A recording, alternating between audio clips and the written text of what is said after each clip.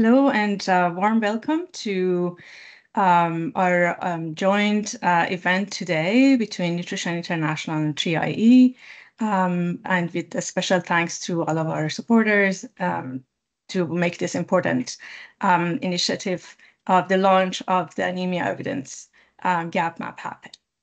As the world looks at extending the global nutrition targets at the World Health Assembly in May of next year, and as we are taking stock of progress across the different goals, now we see that it's glaringly obvious that anemia as one of these targets is the one global nutrition issue where we have had the least progress. Not only anemia rates have stagnated since the global nutrition targets were launched in 2012, they, in some places, have actually increased. According to new research, using one of the tools that Nutrition International has made available called Cost of Inaction tool, anemia in adolescent girls and women and who are in between the ages of 15 to 49 is costing the global economy close to $113 billion every year. So it's an important global public health issue and we cannot ignore it. Why has anemia proven so difficult to tackle, though? It's because it's not easy to address it. It does not have a single solution. We don't have a silver bullet option to address it. And it stems from a complex web of causes, different etiologies, and they're often dependent on the context and the country where we are looking at. So it also needs a deep analytical approach to first understanding the anemia causes and why it's happening in the population that we are addressing, and then taking actions relevant to the issues we have identified. Addressing the challenges of anemia require innovative solutions, and that's why Nutrition International and 3IE came together to create the Anemia Evidence Gap Map. This is a tool that makes it easier to access research on interventions targeting both nutritional and non-nutritional causes and risk factors of anemia. It also highlights evidence, guides future research, and will help inform future programs and research to be more effective. If you're serious about moving the needle and reducing the global burden of anemia, initiatives like this are not just helpful, they're essential. And this is a way for us to also emphasize the importance of the linkage between evidence to action. If evidence is not at the center of identifying causes and making decisions and finding the right interventions, then our programs and national initiatives are not going to be as successful either. And this tool again allows us to make that evidence more accessible, up to date, and in a much more user-friendly way available to the global community. So today's webinar, we will include a presentation by Lisa Rogers, Technical Officer for World Health Organization, on why anemia is such a persistent challenge globally and what the Anemia Actions Alliance is doing to address it. Then we'll have Shannon Shisler, Lead Evaluation Specialist at 3IE, taking us through the methodology behind the evidence gap maps. And this is something that 3IE is known for, so they will walk us through and tell us, again, how they approach this, how these tools have been effective, and then why these products are so important. Then my colleague, Daniel Lopez Romana, Director of our Research, Innovation, Evaluation at NI, and also Ash Nabi, Research Assistant at 3IE, will speak to the findings of the Anemia Evidence Gap Map and show you a few examples of how this tool can be used to understand better, again, the global landscape of evidence related to different pathways to anemia. And then we will have Danish Murthy, Senior Advisor at RTI Numeral, will highlight the importance of the product's results, of the evidence gap maps results for research and programs. And then finally, we come back again to Lisa from WHO, who will describe the links between the Anemia Evidence Gap Map and the Global Anemia Framework. So we have a really impressive group of esteemed speakers with us today. We're really grateful that they are taking this time to help us explain why anemia is important, how we can address it, and how a tool like Anemia Gap Map can help us with addressing this more effectively, efficiently, and in a more evidence-based way. And then also I wanted to note that, we know that you will have valuable insight or questions to contribute to the conversation. So there is a Q&A function in Teams as you're participating. Please feel free to go in and put in your key comments and also questions. And we will be taking a few minutes towards the end to look at those questions and address them as much as possible. With that said, I will not delay this discussion anymore, and would be honored to ask Lisa to take the floor and walk us through her presentation. Over to you, Lisa. Great. Thank you very much, Mandana. It's really nice to be here today, and it's so good to see a lot of my colleagues here as well. So thank you very much for the invitation to join. It's just so nice to be here. And anemia is a real public health problem that's estimated to affect nearly 2 billion people globally. So this topic has probably affected either many in the audience themselves or someone close to them. So I think it's a really relevant topic that is always great to see how we can do better about addressing.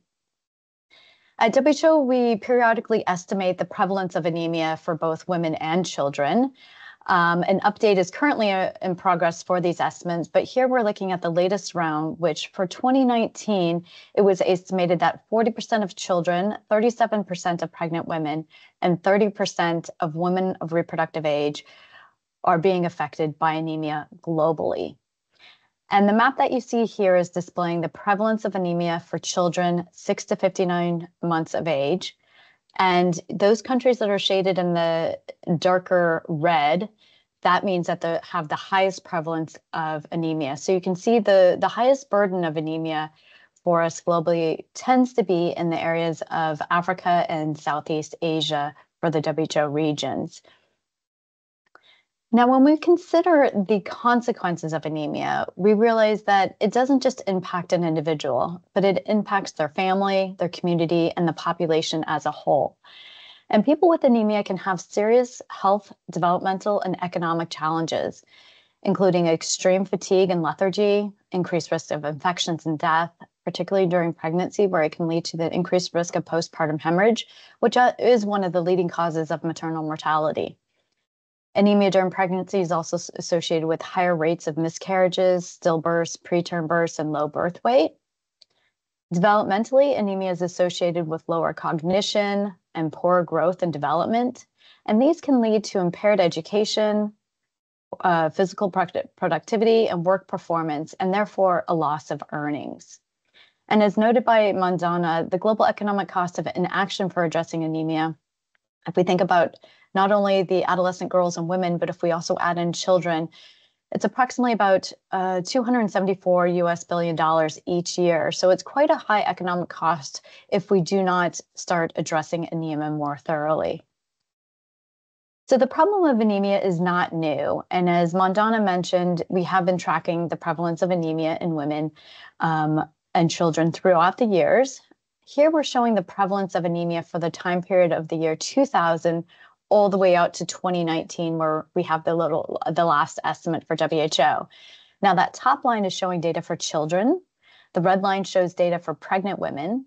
And the two bottom lines show data for all women 15 to 49 years of age in pink, and then just the non-pregnant women in gray. And globally, we see that the prevalence of anemia in children has declined the most, particularly in the first decade from 2000 to 2010, but progress has really stalled in the last 10 years or so.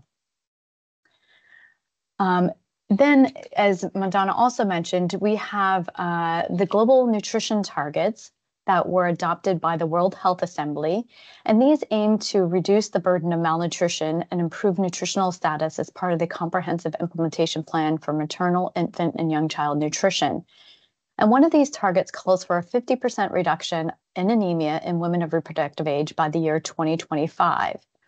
The prevalence of anemia in women 15 to 49 was also adopted as an indicator for target 2.2 of this Sustainable Development Goals as well. So if we think about the baseline year for these targets being 2012, it's quite evident that we are not making progress and we are actually going in the wrong direction. So if we project current trends out to 2025, as you see here in the pink, then we predict that if we do nothing to change the trajectory, the prevalence of anemia will continue to rise to about 31.3% by 2025. And this is in great contrast to the goal that we had of reducing anemia to 14.3% when we first started the target. So anemia is not the only target that we are not reaching. Others have had challenges as well, and there's a proposal to extend these targets to 2030, keeping with the same ambition, just giving 5 more years for us to be able to achieve the target on anemia. So why do we think that we're not progressing towards reducing anemia, and why we think that progress has been slow? Well, anemia has a complex etiology, and its consequence is due to a wide range of causes and different risk factors. So we've traditionally been focused on the iron deficiency anemia, which is really critical, but it's just not sufficient by itself. And we need to both improve the measurement of hemoglobin and also improve measurement of its underlying cause. And there's also been historically a poor understanding and appreciation for the economic and developmental impacts of anemia. So the work that NI did on the cost of inaction and the work of the World Bank Investment Framework for Nutrition that includes anemia will really help us to raise the attention of anemia while we work to provide more education about its causes and consequences as well. We also feel that there's been inadequate coverage of effective interventions and insufficient coordination and integration across programs. We know that there's many challenges in reaching those with anemia with the right interventions, and we need to strengthen the systems that are providing these services and making sure that the services get bundled through shared delivery platforms whenever possible. We also feel that there's a lack of coordinated investment in research and development that moves countries towards achieving the global targets and the SDGs. So we would like to prioritize a research agenda based on some actions that lead to country impact and progress towards these goals. And the last is just the insufficient national, regional, and global commitment to address anemia comprehensively and in a sustained manner. And we'd like to take the opportunity of the extension of the targets to come together as a community to support these different efforts. And that's where WHO and UNICEF have been working really hard with a lot of our partners, including Nutrition International, to establish what's called the Anemia Action Alliance. And this alliance was brought together to foster accelerated and coordinated anemia reduction efforts, including through the implementation of a comprehensive framework for action that we'll talk about more in this session. Right now, many of the partners that are involved in the Anemia Action Alliance are in the nutrition space, but we do aim to make sure that this alliance is composed of those who are working in multiple disciplines, and we'd like to deepen the awareness of anemia as a health and development issue, and making sure that we understand that it has the complex etiology and making sure we address it comprehensively. We'd like to strengthen our collective action, and we'd like to increase the investments and leadership for addressing anemia comprehensively. Thus far, there are about 17 different organizations that are active participants in the Alliance, and there are 4 work streams. Each of these has a dedicated working group that provides a structure for us to be able to share information and expertise.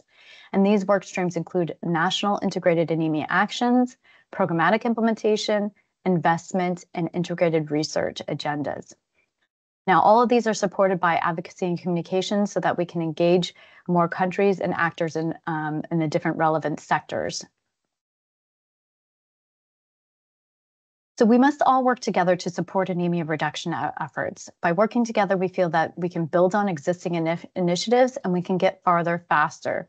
We can minimize some of the duplication through coordinated efforts and be more efficient with our increasingly limited resources. We'd also like to help address some of the greatest barriers of programmatic implementation and making sure that we reach impact by learning from one another, which is the sharing of knowledge and the learning from one another that is a really important aspect of our alliance.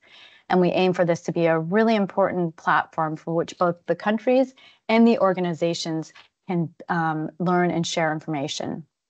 We encourage all the different organizations that share our determination to reduce anemia and to improve health and well-being to join the Anemia Action Alliance. And we invite you to either reach out to us through our email address at anemiaalliance@who.int or through our website, anemiaalliance.who.int.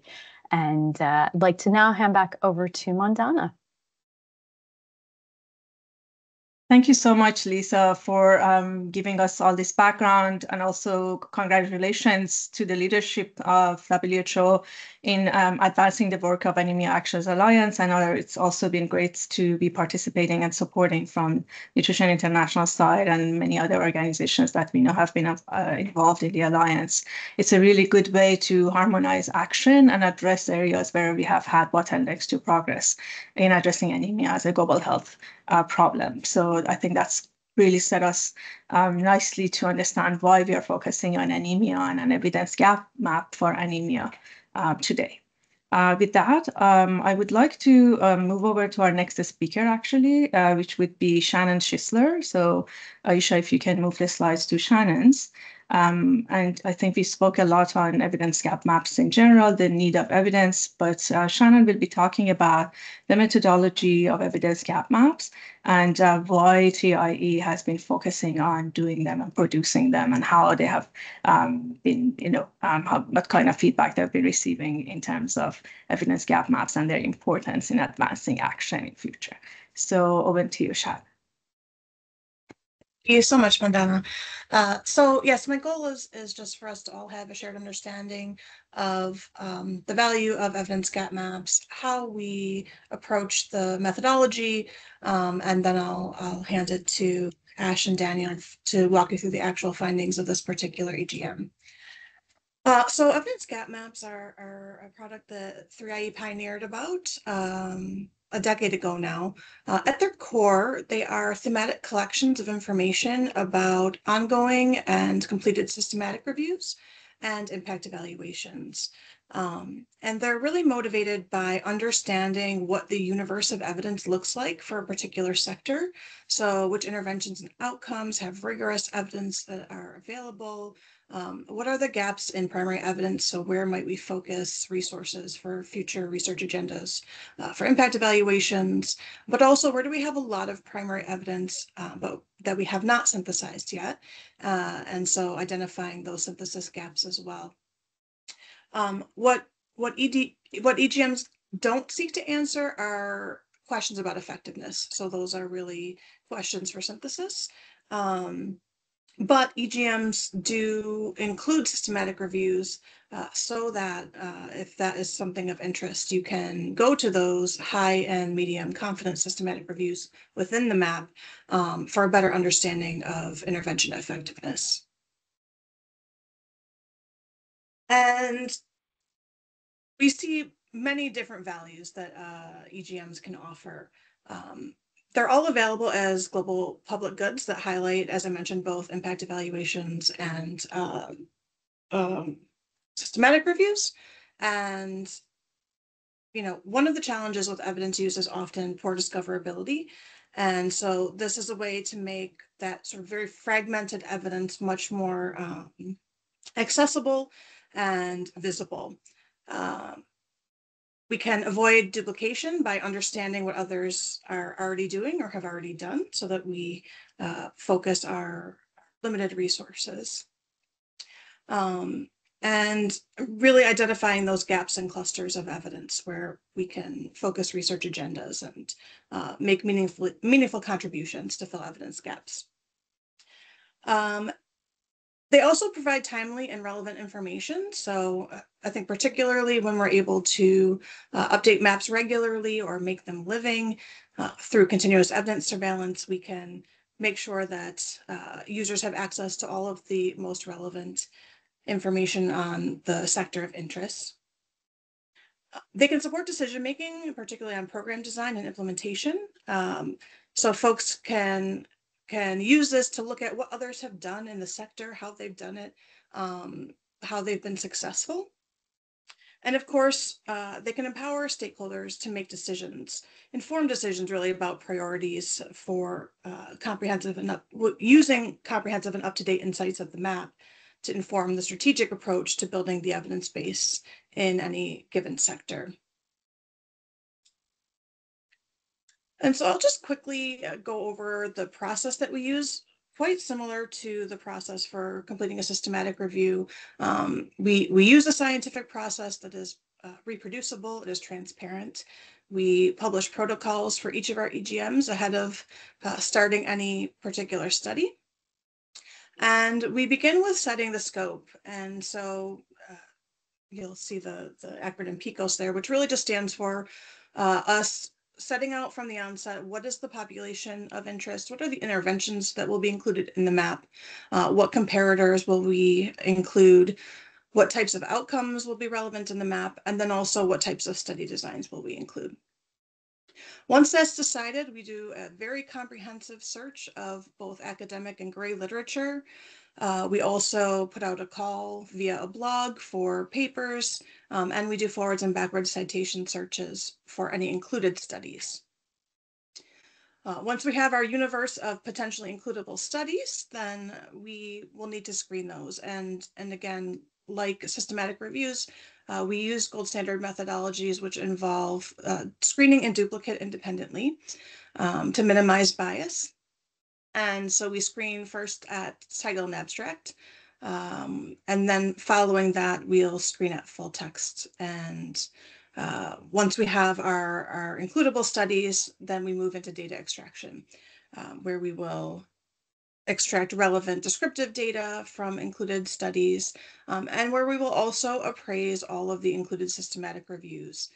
This appraisal, it really addresses our confidence in the findings via the extent to which the reviews have used gold standard methodologies and minimized bias in their results.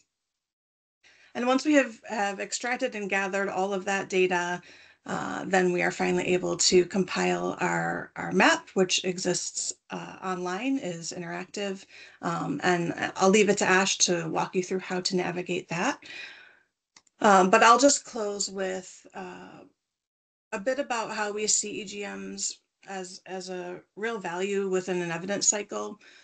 So if you think of an EGM as a starting point whereby you gather the entire universe of evidence in a particular sector on a particular topic, it becomes quite clear where there are gaps, both in impact evaluation or primary evidence, but also in synthesis evidence. And then you can use that information to really focus your research agenda, focus resources on filling the most pressing gaps where we could really use more research, whether those gaps are for particular interventions, for particular outcomes, or for particular geographic areas where, for example, the anemia burden is very high.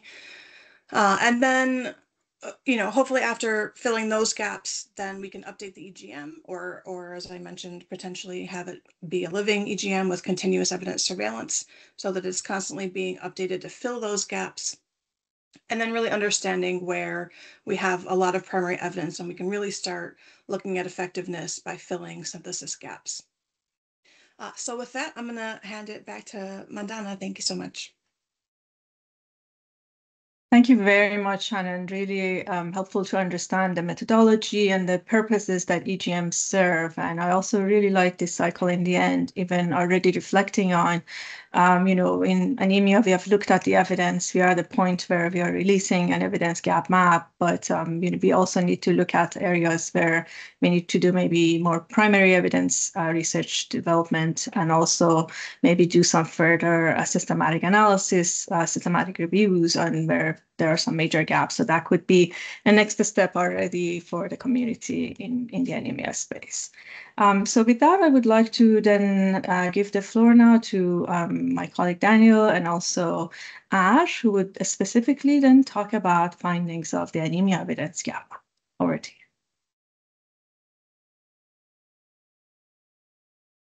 you. Thanks a lot, Mandana. It's amazing to see all of you here today. So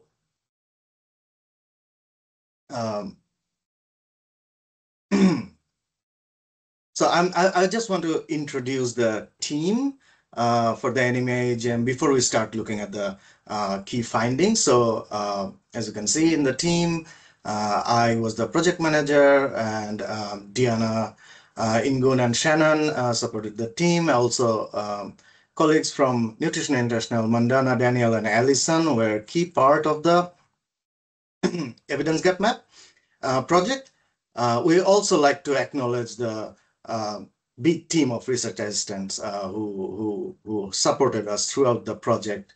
And also Lisa Rogers from WHO, who supported the process of developing a policy brief, and our esteemed advisory group.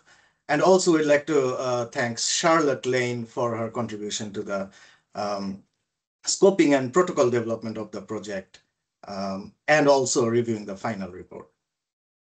With that note, I would like to thank to all my previous presenters to explain why anemia is important and why mapping anemia evidence is important.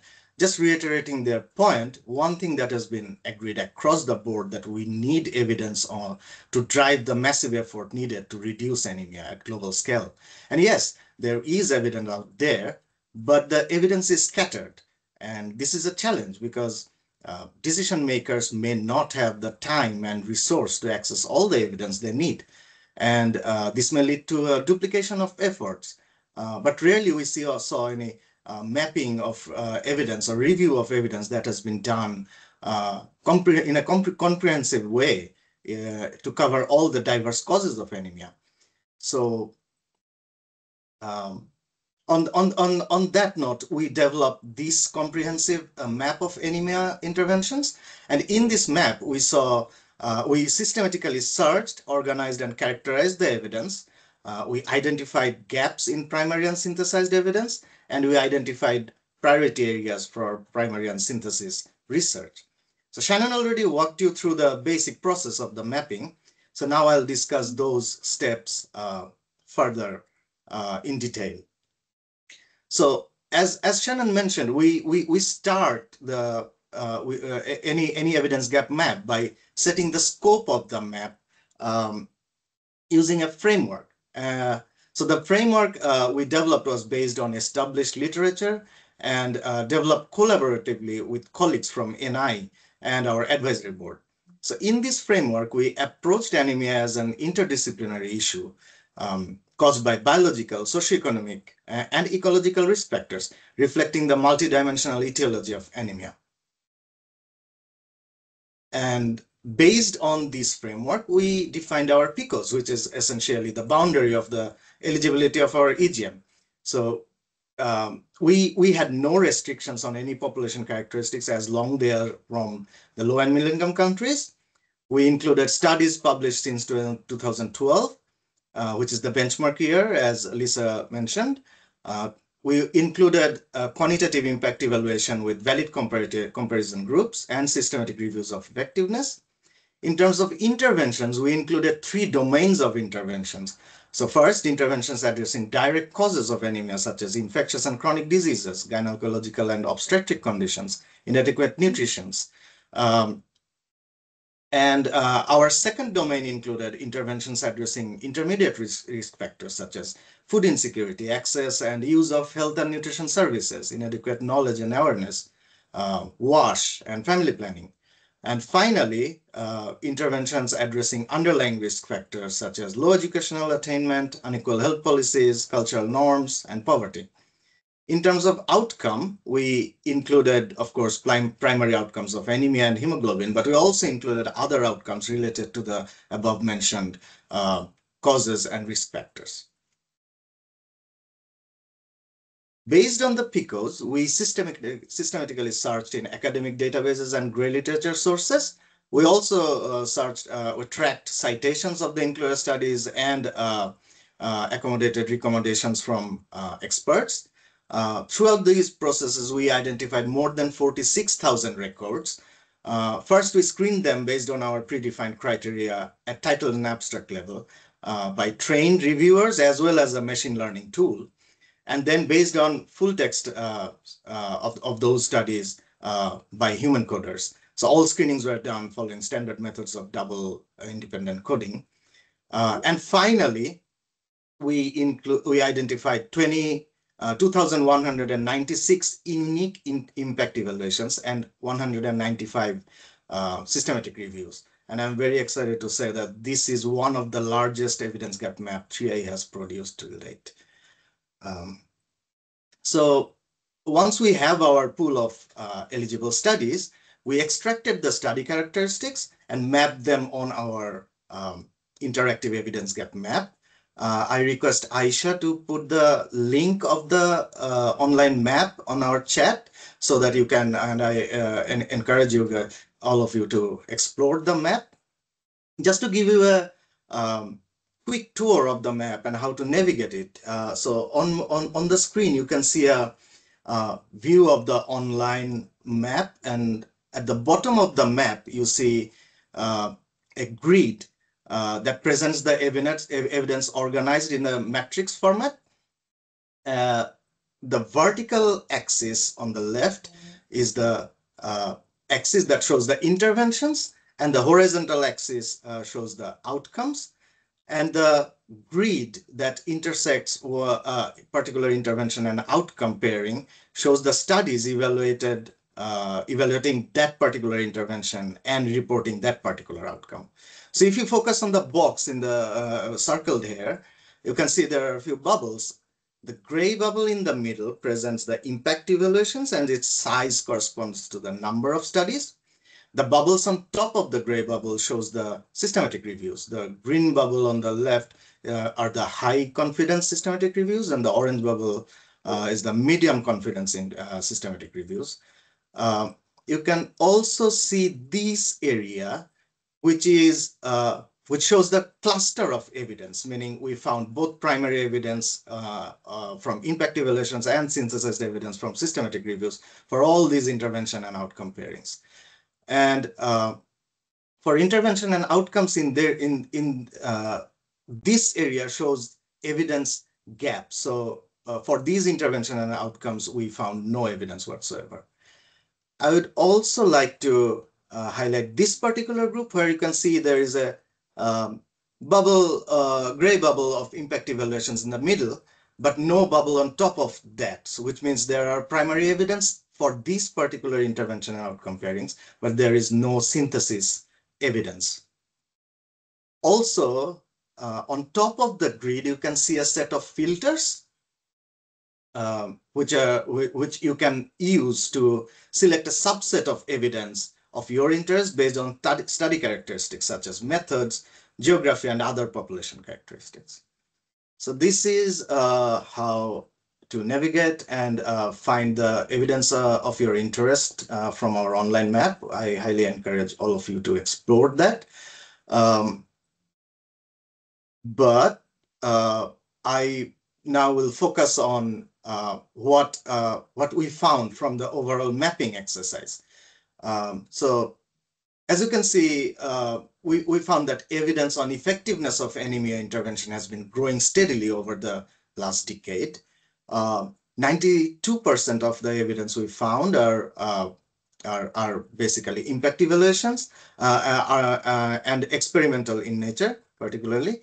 87% of the impact evaluations reported ethical approval, and only 1 in 20 impact evaluations reported on the program cost. So where this evidence is coming from, the map at the bottom shows the geographic distribution of our included studies. As you can see, the evidence is pretty clustered in Africa and in Southeast Asia. And if we compare this map with the top one, which shows the anemia prevalence for all ages and sexes, we found that there's no evidence for some of the countries with high anemia prevalence.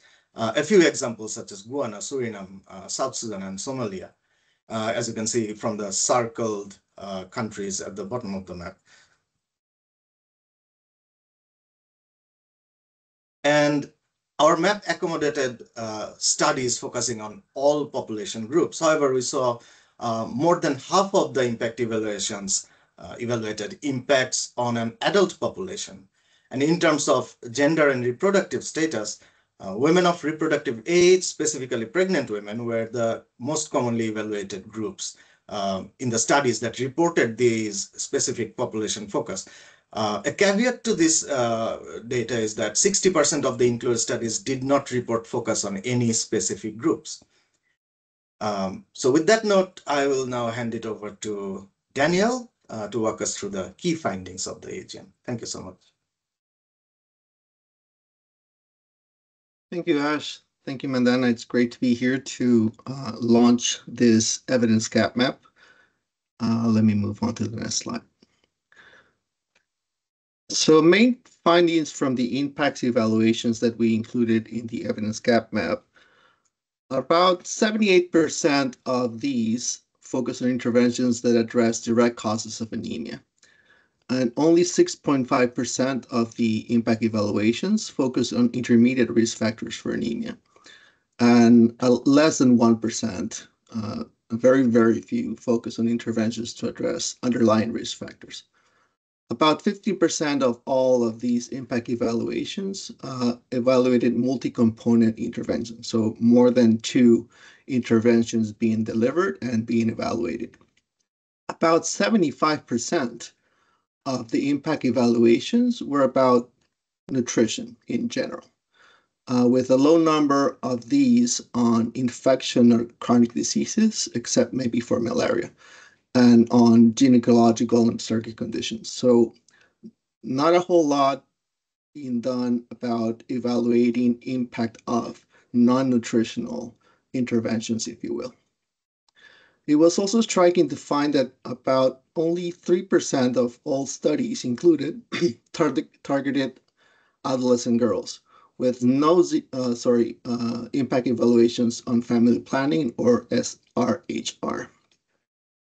On the reported outcomes, anemia prevalence and hemoglobin levels were the most frequently evaluated outcomes across the 3 intervention domains.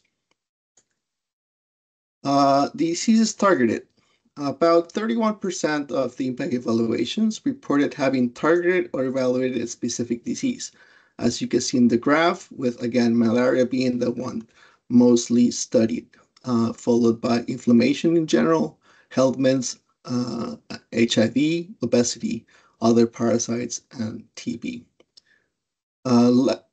So very, very few on tuberculosis, for example, which we know is a direct cause of anemia. For the systematic reviews, the appraisal and findings, we included 180 completed systematic reviews. Of these, about 68% were of low confidence, and we did not include them in the appraisal and findings. So how we rate systematic reviews, we use an adapted version of the SURE checklist, which is the Specialist Units for Review Evidence from 2018. And then we used objective judgments of confidence in the findings of a review itself. And the appraisal assesses the rigor of methods applied in each systematic review. The main findings of the systematic reviews, of the high and medium confidence systematic reviews, I should say, regarding those that were looking at interventions to address direct causes of anemia, our fortification improved hemoglobin outcomes in children. Our supplementation reduced anemia and increased hemoglobin during pregnancy. Multiple micronutrient fortified foods reduce iron deficiency in children. Anti-malaria programs reduce anemia in some population groups, but not all. And the worming interventions, their effectiveness with regard to anemia or hemoglobin was less clear. Regarding findings of the systematic reviews on intermediate risk factors of anemia, there were a few reviews on wash interventions, but they did not measure primary anemia outcomes. 3 systematic reviews were on gynecological and obstetric interventions, but these did not find an effect on anemia. Then, regarding underlying risk factors of anemia, we only found 1 systematic review that focused on the effectiveness of social protection, either food vouchers or subsidies, and there was insufficient evidence found by this systematic review to reach strong conclusions on its effect on anemia. But there are opportunities to conduct or update these external reviews, for example, regarding biofortification, HIV programs, and anti-parasite programs. Also, point of view fortification, targeted fortification, and the dietary enhancement, preventative care, anemia education, habit support, and other nutrition educations as well. I'm going to pass it over to Mandana. Thank you. Thank you so much, Daniel and Ash, for walking us through the key findings from the evidence gap map. And of course, as you see, it's a very thorough, deep resource, and our users will have the chance to really go through and basically work through the tool themselves and find the various areas of interest that they have. But the demonstration was really helpful to understand the different capabilities of the tool.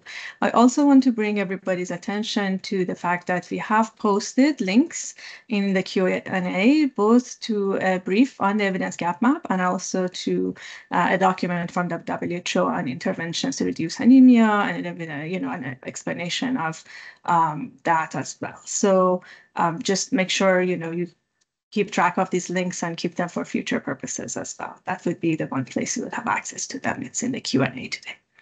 And then now I have the honor of introducing to you Dr. Danish Murthy from Numeral RTI, and he will be talking about importance of the results from the evidence gap map for research and also for programs. Over to you, Danish. Thank you, Mandana. Today I'm going to talk a little bit about the evidence gap map and where it fits within the broader context of research and research into programs in anemia. I have no conflicts of interest to declare. My outline of the talk, pretty brief. I'm trying to cover a lot of information in a short time. I'll talk about a new approach complementary to the WHO's framework, comprehensive framework to accelerate reduction of anemia that Lisa will talk about after me. And this is funded by USAID. It's called the Ecological Approach to Anemia. I'll highlight one key finding from the 3 working groups under the USAID ecological approach, and also what it means to have the anemia evidence gap map sit within what is already known about anemia and the global research endeavor. The ecology of anemia, as we've typically seen, as we typically focus on, and you saw in the previous evidence provided by Ash and Daniel, is a relationship between both diet and nutrition and health exposure, and also the physical, climatic, economic, and social behavioral environments that govern both diet and nutrition and health outcomes. Now, this approach was developed by the USAID Advancing Nutrition Anemia Task Force, and it tried to place anemia outside of the bounds of iron and iron deficiency, which has typically been, for the past few decades, the prevailing thought about the causation of anemia. Now, in this ecological approach, as you can see, there's a major interplay between diet and nutrition, whether it's nutrition exposure, deficiency, or the status, food systems, as well as the health systems. And this approach tries to take the causes of anemia, and the 3 well-known causes that we do know belong in 3 different fields of nutrition, which is micro and macronutrients, health, infection, inflammation, and reproductive health factors, which all contribute to anemia directly, and as well as genetics. So what the USAID Advancing Nutrition Task Force tried to do was try to appreciate the ecology and try to understand the complexity of anemia etiology from a biological perspective. So we had looking at the evidence behind the biology and the different body mechanisms that underline the causes of anemia. How do we measure it? Lisa alluded to it in her presentation. How do we assess the burden of disease? And more importantly, how do we assess what is causing anemia? And these are connected to how do we tackle anemia? And as I'll bring up in a point, it is always context specific. Now, I must note that this is not my individual opinion, but the work of a group of researchers who formed the Anemia Task Force, and all of the information that I present and more is available at this link. It's a Journal of Nutrition supplement from November of last year. I'm going to bring out one or two main points from the anemia task force's findings, and then I'm going to relate that to what it means for findings that the anemia gap map has unearthed. In terms of iron, in terms of biology of anemia, iron still rules. Iron is still the major factor of causation of anemia. Iron deficiency is major factor for causation of anemia, but it's not as important. Absolute iron deficiency, which is the lack of iron, is not as important as previously thought. We're now focusing a lot more on functional iron deficiency, which is the interplay of other factors, infection, inflammation, reproductive health factors, on the body mechanisms that control how iron is integrated into hemoglobin, and eventually that can lead to the causation of anemia. So absolute and functional iron deficiency are very important ways to see how we can tackle anemia, because the interventions and the programs that address absolute and functional iron deficiency are both complementary to each other, as well as important to be done at the same time. Understanding the effects of inherited disorders of blood, genetics, is something, these are immutable factors. This is something that takes a lot more effort and a lot more understanding, because these factors cannot be changed. So when you think about assessment, these factors of infection, inflammation, and genetics should be taken into consideration. As Lisa had mentioned, we are now grappling with the assessment and interpretation of hemoglobin as an indicator for anemia, but we know that hemoglobin is not sufficient and not the only way to measure the impact of anemia and also the causation of anemia. Right now, we're looking at various ways by which venous blood or capillary blood or adjustments to hemoglobin or using different cutoffs can change how we think of as the burden of anemia. A second point that the assessment working group looked at was the relevant causes of anemia in surveys, surveillance, or program monitoring. Now, these are multiple causes usually seen together, working together at the same time. So measuring them at the same time and also measuring the individual as well as combined impact of all these causes in the etiology of anemia, because that results in programs that need to be addressed. It highlights the programs that need to be addressed. Important factors in the interventions that we do that we think are important, but also highlighted by the evidence gap map, is issues related to climate change, issues which have impacts on both the food and the health systems, the value of traditional food processing mechanisms, the various food vehicles that should be used for targeted fortification. Are biofortified crops an important factor that we need to be considering when we're talking about food systems, as well as important discussions about the benefits and risks of prenatal iron supplementation. An oft important factor and a field of study that has been neglected in the anemia field, but it has its own place in the health system, is integrating reproductive health interventions within programs that are used to reduce anemia. These are some of the findings. There are many more that we have detailed in the nutrition supplement, but what does it mean for the anemia evidence gap map? If you pick any topic in global health, any topic, you'll find a lot of challenges and a lot of issues. There's nuanced, thoughtful, and detailed discussions about what the causes are, what can we do.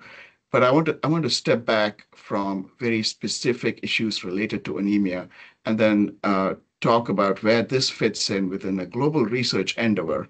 And I'll talk about it in three separate topics related to research priorities, collaborations, as well as data design and data quality.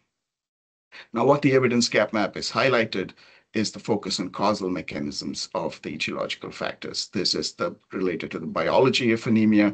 It also related to how are these factors working together in concert to cause anemia. And rather than studying them individually, we need to focus on how can we measure all of them as if they were part of a complex system. And if they're part of a complex system, any approach to reduce anemia must necessarily be multisectoral and focus on the ecology of anemia rather than just the etiology of anemia. And a key important factor in the ecology of anemia are sociocultural determinants, because we do not exist in isolated health systems, we exist in a population, and people are the most important part of populations. and that within those populations are many vulnerable populations that we must focus on. So the research priorities can be on individual topics, but I believe these are the important principles when we're considering research priorities for anemia related to any of the causes or any of the programs and impact evaluations related to it. And if you are going to develop data, if you're going to work together on populations, then it is necessarily true that locally led both evidence generation as well as evidence interpretation and action should be in the context of the people for whom whose anemia we want to reduce. And the key part of this is increased data sharing, primary and secondary analysis between the reams of data that already exist and investigators who have collected that data, but they are collecting data within their own local context. So locally led evidence generation, data sharing, and focusing on data quality and alignment with local research priorities is an important part of any research and program in the future. And finally, data quality. Anything we do, we need data. But data is not everything that is needed to make these decisions. When we're talking about evaluations, focus on mixed method evaluation, looking at both health, nutrition, genetics, and the causes of anemia, as well as the people whom you are serving. As we've just noted, anemia exists within a complex system, and it's not enough to just look at single individual causes in isolation, because within a complex system, we need to model how we can how changes in one factor can impact changes in the other factors. So modeling complex systems, and there is a lot of data that already exists. There's no need to collect more data, but need to get better approaches on how we model how anemia is caused and what are the various ways in multiple packages that we can use to address anemia. And this is not necessarily true of only anemia, but in global public health and global health, or even in the development world, standardized data collection tools. What is done in one region is not comparable in research done in another region because this data collection tools are not standardized. So applying standardized data collection tools across multiple settings is important. And to end, I want to focus on two individual locally led evidence generation efforts that I'm personally involved in. And one is my project, the Numeral project funded by USAID, whose main remit is to support and promote locally led generation and use of evidence, focusing on three main areas: RMNCAH, responsive caregiving, and early learning, which is part of early childhood development, and related to our talk today, micronutrient deficiency and anemia. And Lisa has talked at length about the Anemia Action Alliance. So in the spirit of collaboration, these are two efforts I think are going to contribute to the global public good in both research and in program and programming. With that, I hand it back to you, Mandana. Thank you so much, Danish, and thank you so much for helping us better understand, where the challenges have been in addressing and in advancing both research and program action related to anemia, and especially, again, focusing on what you said, functional iron deficiency, understanding that, you can't just focus on nutrition in many, many contexts. Nutrition needs to be integrated and, with the other interventions that address the totality of the key causes of anemia in the context. And also great to hear from you about all the great work that you've been leading in the space, and you've been one of really key thought leaders and contributors in the anemia space. And it's good to also hear that you have ongoing work. And I think this whole Anemia Actions Alliance has been also a great platform for all of us to come together and make sure that our work is complementary and supportive of each other. I also wanted to once again to bring everybody's attention to the fact that we are posting links to key documents supporting and for your future reference related to these discussions today in the Q&A here. So make sure that you copy them and keep them for later. So with that, I would like to give the floor back to Lisa Rogers, and she will be talking now about the linkages of this anemia gap map to the global comprehensive framework for action to accelerate anemia reduction. Over to you, Lisa. Thank you, Mandana, and thanks to all the other speakers too. It's really enlightening to hear about all this work that's happening, and like Mandana said, it's a great platform within the Anemia Action Alliance to share this information. But what I'd like to do in the next 5-10 minutes is to really try to think about how the results of the evidence gap map are feeding into some work that we've done for this other global initiative on the Comprehensive Framework for Action to Accelerate Anemia Reduction. Now, this document was produced in just about a year and a half ago, when a couple of different departments within the WHO came together thinking about how can we do things differently to accelerate some of the progress. So not only nutrition within the organization, but malaria, neglected tropical diseases, reproductive health, and maternal child adolescent health. We all came together to try and think about how we can do things differently to reduce anemia in women, adolescent girls, and children more specifically. So what we did with this framework is try to bring to light that persistent issue of anemia, thinking about its diverse etiology, thinking about it as an indicator of health, not just nutrition, but overall health as well. And to help lay out how to more comprehensively approach anemia reduction based on that country-specific data that Danish mentioned and different available delivery platforms. We also wanted to create the shared understanding about these diverse causes, building commitment and strengthening the multi-sectoral response to it as well. So this is just a snapshot of what the comprehensive framework looks like. If we start at the bottom, I'll just kind of walk us through it because it is a bit small to read, but the framework really emphasizes this multidisciplinary approach. So with input from different sectors like health and nutrition, food and agriculture, WASH, education, social protection, trade and industry, and finance, we feel that all these sectors have a contributing role to play. And then we lay out 5 key action areas that are needed to drive success in reducing anemia. And these include things like the analysis of data on causes and risk factors of anemia. How do we prioritize different interventions, both preventative and therapeutic, to respond to the causes that were identified? How do we optimize the delivery of those interventions across the relevant platforms and sectors? How do we strengthen the leadership, coordination, and governance for all of these efforts? And then finally, how do we expand on that research and learning and innovation, which we'll talk about a little bit more in the next slide. But if we implement all these 5 key action areas, then we seek to improve what's in that blue box there, and that's the sustained and equitable coverage of the priority activities that lead to progress in 4 main outcomes. And those were alluded to by Danish. And these are based on some of the direct causes of anemia. And that's the improved micronutrient status, looking at reduced infections, inflammation, and chronic diseases, looking at reducing some of the gynecological and obstetric conditions that are contributing to anemia. And then how do we better screen for and manage some of the inherited red blood cell disorders where they're most prevalent. And these are like sickle cell or thalassemias. So if we can achieve these 4 outcomes, then we really feel like we can optimize hemoglobin synthesis, prevent hemolysis and blood loss, and these all relate to the physiological mechanisms of anemia, thereby preventing it and contributing to the related different global goals and targets.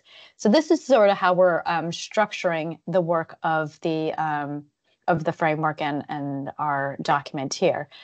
So what I wanted to do is really focus on this last area here on expanding the research, learning, and innovation, because this is what's being displayed to us today, is that importance of being able to take that evidence and the research being conducted and actually use that to inform the actions that we take on the ground in the countries and for the people that we're serving. So we need to really continuously address those research gaps, making sure that we're always learning, we're always innovating to improve the diagnostics for anemia and its causes, making sure that those that we have available are really serving our patient needs. We have children that we're trying to be able to assess anemia status and its underlying causes, and we need different techniques that we can that are sensitive to those small children and pregnant women and all those adolescent girls too that are suffering from anemia. And we also want interventions that really best respond to their needs, whether it be nutritional needs or whether it be some of the infectious diseases as well. And then how do we deliver these to make sure that they're reaching the right people at the right time, that we're being as effective as possible, and we're getting the return on investment that countries are making into these anemia programs. So this is where we really feel that the evidence gap map can help us learn to see where are those gaps at, and where do we need to be able to improve some of the evidence that we have for moving forward. Now, as I mentioned before, the global nutrition targets for 2025 are currently in the state of being proposed to extend to 2030 to align with SDGs. And we've been working on different briefs about the targets. And I just wanted to share some of the priority actions that we've been putting together so far for accelerating the progress. So a lot of this thinking has been around ensuring that the young children and pregnant women are routinely screened for anemia and its underlying causes investigated. And here's where we recognize the appropriate interventions to alleviate the burden of anemia will really vary depending on those underlying causes. And some of the interventions that we have come up with that we felt to be important are around preventing and treating the micronutrient deficiencies. And these were things that Daniel had also mentioned about providing multiple micronutrient powders or iron supplementation to children, providing iron and folic acid supplements to menstruating adolescent girls and women, as well as to women during pregnancy and postpartum, and then fortifying staple foods with bioavailable sources of iron and other micronutrients, and understanding how the biofortification comes into play here as well. We think it's really important about the prevention and treatment of infectious diseases. So whether that's through the promotion of safe sanitation systems and practices. We noted through the evidence gap map results that many previous studies did not measure anemia as an outcome when looking at improved safe sanitation. And so we feel that this is definitely a gap that we want to fill. We think about establishing effective vector control measures for malaria and implementing intermittent preventive treatment of malaria in pregnancy, feeling especially in those areas where malaria is a great burden, to make sure that these interventions are being implemented. And then the routine chemotherapy for treatment of soil-transmitted helminths is also quite important for us. That fourth area is about managing the gynecological and obstetric conditions, such as abnormal uterine bleeding occurring through heavy menstruation, antepartum or postpartum hemorrhage, and making sure that we have policies to eliminate unnecessary cesarean sections. That fifth area is about family planning and promoting birth spacing to prevent early pregnancy. And then the last area is about enhancing the screening and management of the inherited red blood cell disorders that could be contributing to some of the anemia as well, and the health outcomes. So making sure that we improve some of our knowledge and guidance around these areas will certainly be very critical for advancing the work. And again, much of what the evidence gap map has done will help us to try and fill some of these gaps, or at least highlight where the gaps are most evident, and where we feel that we are ready to move forward with maybe additional syntheses, or going to the next level of establishing further guidance. Overall, we feel that new approaches are needed to better assess hemoglobin. I think that's come out very clear in some of the presentations today. And then thinking about the underlying drivers of anemia. We do feel that some of the point of care assays can really improve effectiveness by enabling more targeted interventions, but a lot of the point of care tests just aren't available in the markets, and they haven't gotten to the validation stage. So lots of work is needed in this area. We think that the current interventions to address iron deficiency, like high-dose iron supplements, they do have lots of side effects, and these side effects are reducing adherence. So we need to know more about the appropriate dose, the appropriate formulations and frequency for optimal impact. And then there's also lots of other interventions, such as the multiple micronutrient supplementations for pregnant women, for which a lot of implementation research is currently being undertaken. And the intervention of intravenous iron, which has a lot of trials that are coming to the end, and some of this evidence could be synthesized to understand where this intervention would be best utilized. We also feel that there's currently limited data about the effectiveness of integrated multisectoral anemia programs, and this was also found to be a gap within the evidence gap map, and we feel that this is an area that we'd really like to strengthen. And finally, the implementation research is super important for addressing all the different causes and risk factors. So we would like to really try and focus in this area to enhance the quality and reach, as well as the utilization of different health services that could be impacting anemia.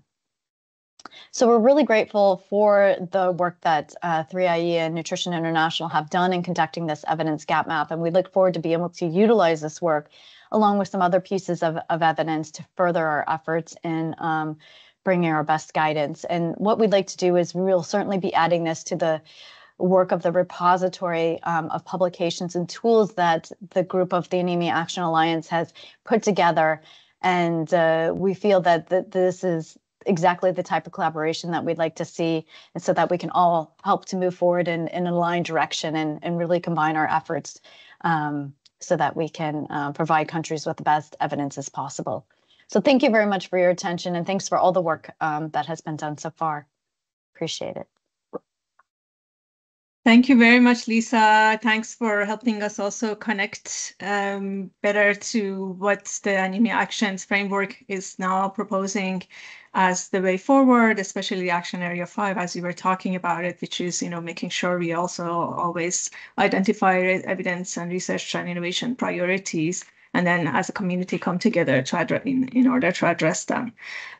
So now we are at the point where we have a few minutes for Q&A, and I actually wanted to invite all the speakers to come back to the virtual stage and have your cameras on if you can. And I have a few questions, but also the chat is still open under Q&A. You can post your questions as we go through these topics now. So I wanted to start by going back to Shannon to ask you to explain to us a bit more. Why do you look at both impact evaluations and systematic reviews when you are developing these comprehensive evidence gap maps? So for Shannon, Sure. Yes, thank you. Yes, you hear me. Excellent.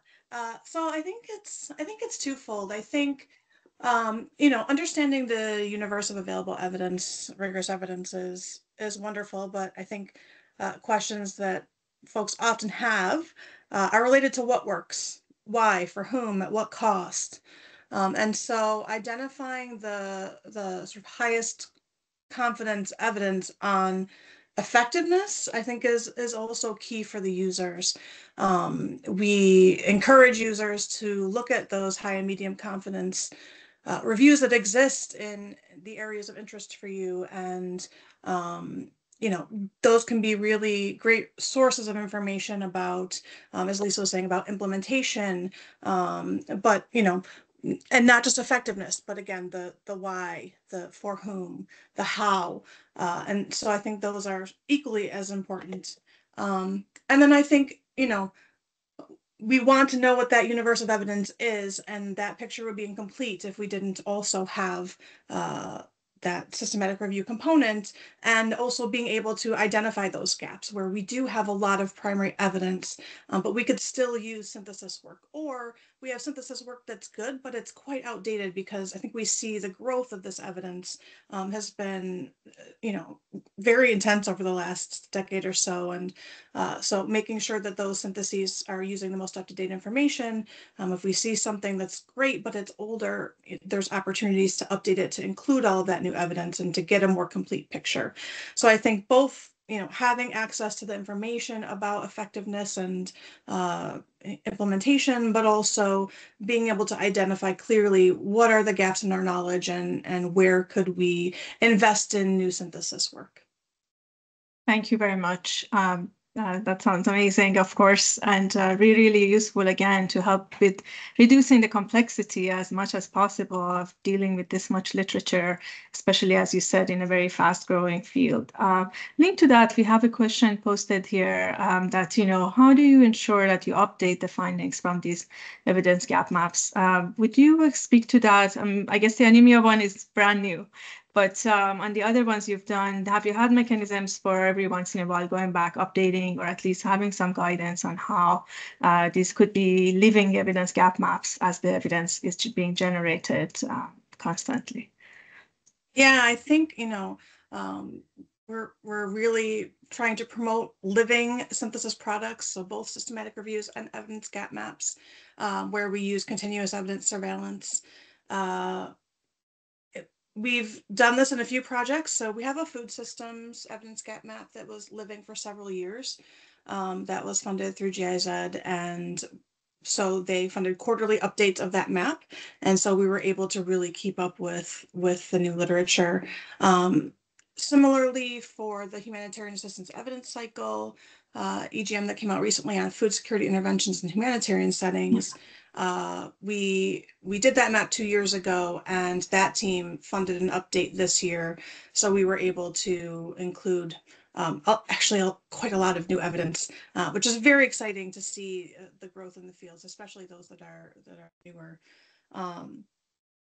So, and then of course we have our development evidence portal, which we actually have continuous evidence surveillance of over 17,000 now impact evaluations and over 1,400 systematic reviews that can be filtered. And, you know, I think if we're able to secure funding to keep that as up to date as possible, I think that will really help us to keep our maps more up to date, as well as we can filter new evidence in.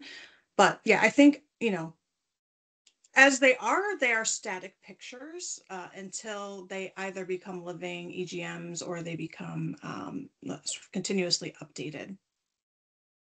Thank you. Ash, Yes, do you have that's anything you want great. to add on that? Please go ahead, Ash. I was going to ask the next question from you too. So yeah, you know, Shannon, maybe that's actually a great point also for us to emphasize, because I think, again, as the community is building, you know, this alliance around anemia actions, and we are thinking about, you know, planning for all the key areas for action, we should also plan for regular updating of evidence, regular updating of the evidence gap map. So it's good to hear from you that the tool and again, your methodology has this ability to be dynamic, and over time, if we need to, we can put the resources in adding the evidence and strengthening and up to date, making it more up to date. And also, Ash, coming back to you, there's also a question about what you did with grey literature and unpublished evaluations. How do you usually address those? Do you include them in the evidence gap maps? And also anything that you wanted to add to Shannon's response, please do comment. Yeah, thanks, Mandana. No, I don't think there is anything to add to what Shannon said, but I'll address the other question about how we go ahead with searching evidence that are unpublished or in the area of gray literature.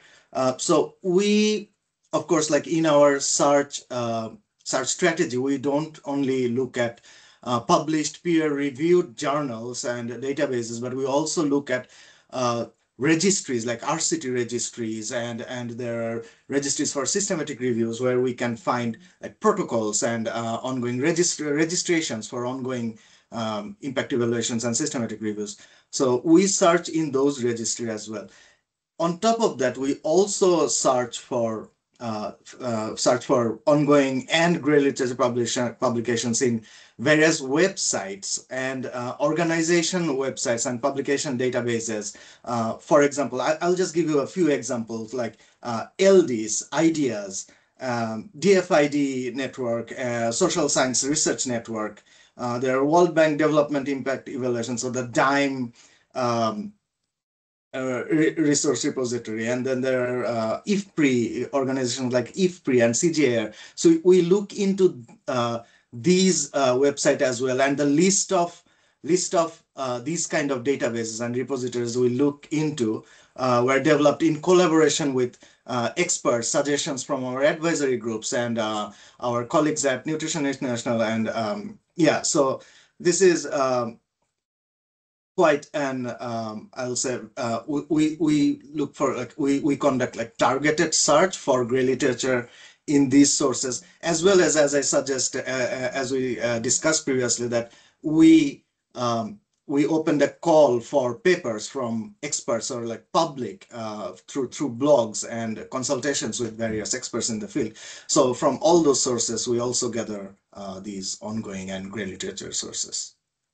Thank you so much. And that's quite impressive. just how deep you've gone. And again, another important information about the evidence gap map, that you have done a good job of capturing what's posted, especially on reputable sources, even if it wasn't, in the peer-reviewed publication databases. And, when you've done your quality analysis, if they met the standards, those have been included as resources. And that's, again, a good thing about this tool. So, it could be reflective of some of the key pieces that are being published in more kind of program agencies as well. Next question, I wanted to come back to you, Lisa. You did speak, of course, about how the evidence gap map links and supports global initiatives, but there still was a question about how WHO would be using something like the EGM in future.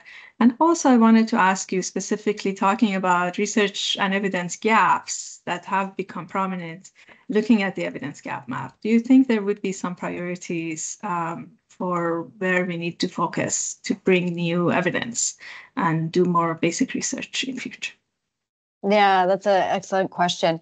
And I think, just as Shannon was mentioning too, we really like this approach of living guidelines, within the organization. So anything that we can do to have a better handle about what evidence is coming to the forefront with even existing recommendations that we have or recommendations that WHO may be lacking. It's really important for us to sort of keep an eye on the literature. And this is a good way for us to be able to keep an eye on what literature is coming up and has been more frequently and may signal that we need to update some of our guidance. And so we know that there's quite a bit of guidance that we'd like to update, and we'll certainly be looking to do that for anemia during pregnancy and postpartum first and foremost, but recognizing that all the other population groups actually, need some. So this is a really important piece for us, and we've already started digging into looking at it as well. So it's very exciting for us, and I think it does highlight a lot of the gaps that we've been thinking about. Certainly, like when we think about climate and we think about how is that climate affecting our food supply and the food systems, and how do we think even about the way that infectious diseases may be changing. And both of these things are going to impact anemia rates. If we start changing the profile of infectious diseases and the types of diets that we have, how is this going to contribute to anemia? So that's something that's certainly on our radar.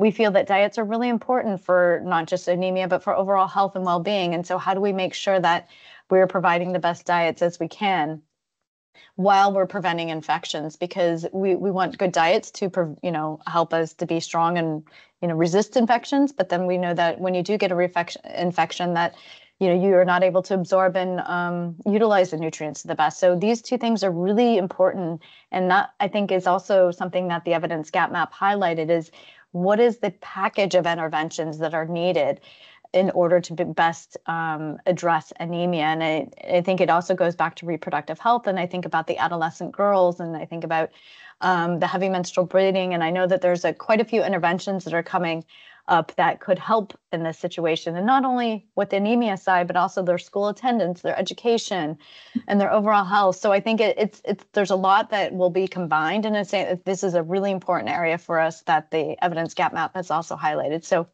I really look forward to digging into some of these different pieces a little bit more. And like I say, it's been already useful to WHO, and I think it will continue to be so. Well, thank you very much. Thank you. Thank you so much. Yes, as you noted, there are some critical areas that we are also hoping to help advance. It just reminded me also to mention that a couple of days ago, actually, we had an event specifically talking about anemia in young children.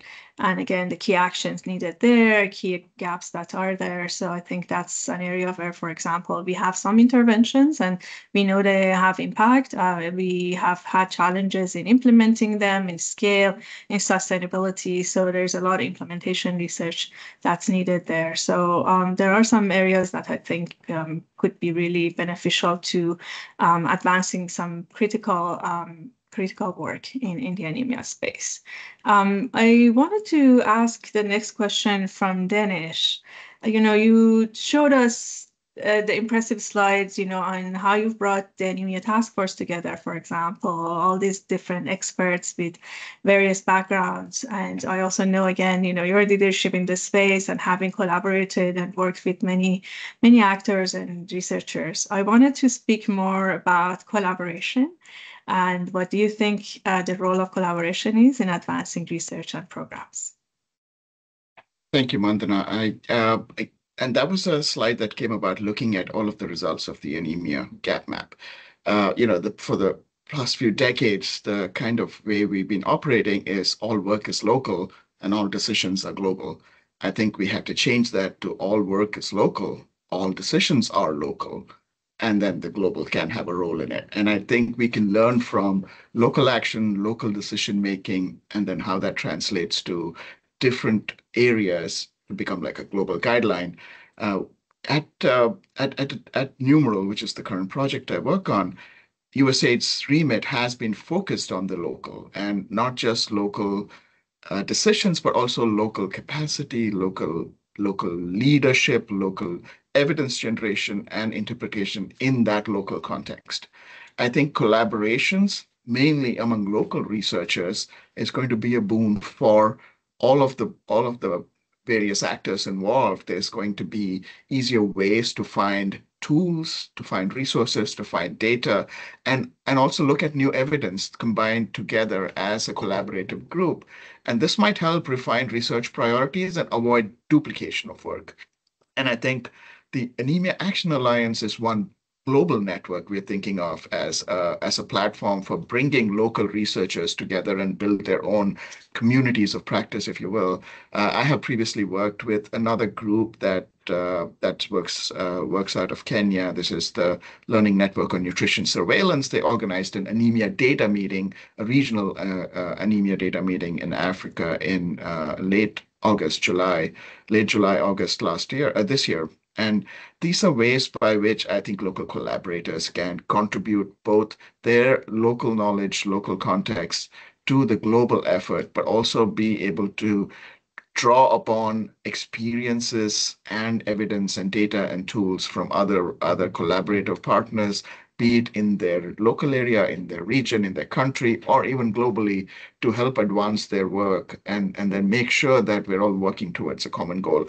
Collaboration is key. I don't think we can work, and this is true for health, global health, international development. We have to work collaboratively because resources are limited. So collaborations also help amplify actions that can all work towards a common goal. I think it's key to doing anything in anemia research and programs because there's a lot to be learned from each other.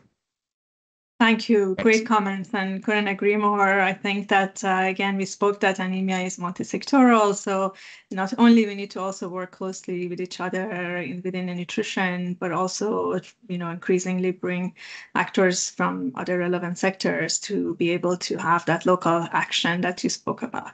And I think that's a good segue also, Daniel, to you. I wanted to ask you to give us some examples of how Nutrition International has supported local applications of the evidence, and maybe if you can make some comments on that, that would be great. Sure, thanks.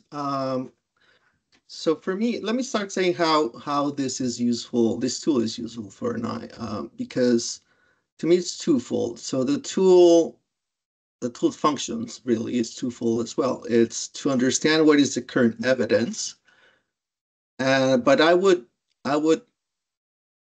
say that it's important to recognize that this is evidence regarding impact of interventions and programs, and that's very important to understand. So understanding what is the current evidence of evaluations being done or that have been done on what works on the ground to improve hemoglobin levels or reduce anemia or reduce any risk factors that cause anemia through these programs is important for NI to understand, because then this guides, how we plan and design the support that we provide to governments who are our main partners in reaching the most vulnerable populations to reduce anemia.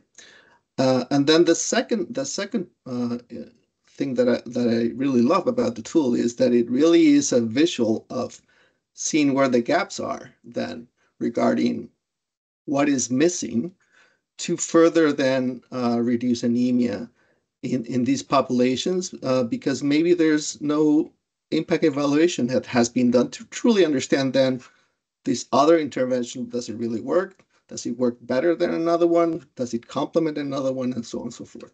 So that's what excites me personally about this evidence gap map.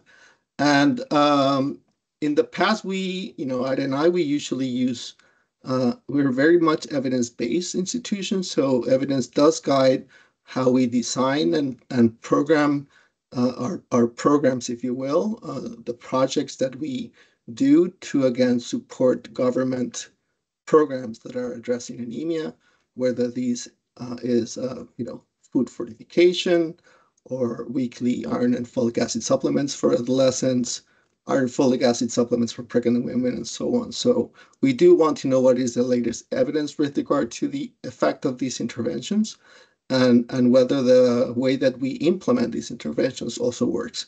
And this is the best tool I think we have to understand that. Thank you. Thank you very much. Yes, great comments. And as you noted, especially for organizations that are supporting technical assistance and are really trying to increasingly enable local action, as Danish was speaking to, these tools would be a good way to also bring that evidence that may not be also as available and accessible to the more local contexts, and also help train more local researchers and program decision makers to use these and to be much more connected to the latest evidence in the field. So with that, we've come very close to the end of our event, and special thanks to everybody for staying with us, for participating, for speakers to be part of this, for my colleagues, organizers, both from NI side and 3IE, to have come together to make this possible. Daniel, I wanted to give that back to you to make the closing remarks and bring the work to the conclusion. Over to you. Thank you, Mandana.